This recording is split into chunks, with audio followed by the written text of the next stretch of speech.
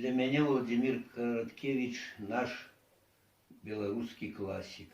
Я его много читал. Теперь я читаю его роман «Черный замок Ольшанский».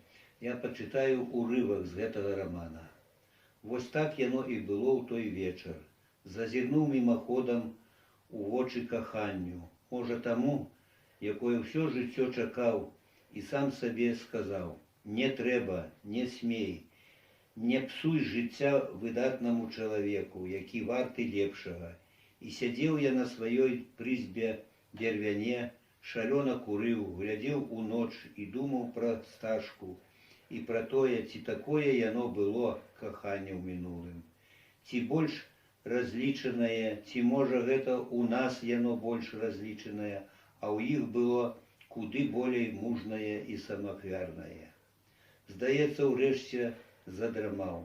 Плыў сіняй дужа цёплай ракой, што вілася між залатых берагоў. Нехта вабіў мяне з гэтых берагоў і знікаў, каб з'явіцца зноў у іншым месцы.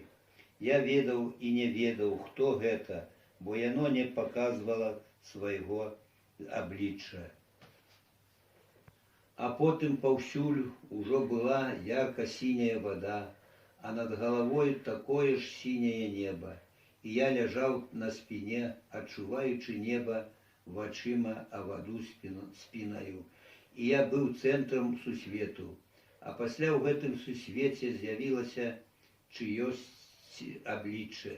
І я, ані не здзівіўшыся, чамусьці сказаў уголас: усё бачнае ізноў укрыюць воды, і Божы твар адвобразіцца ў ім.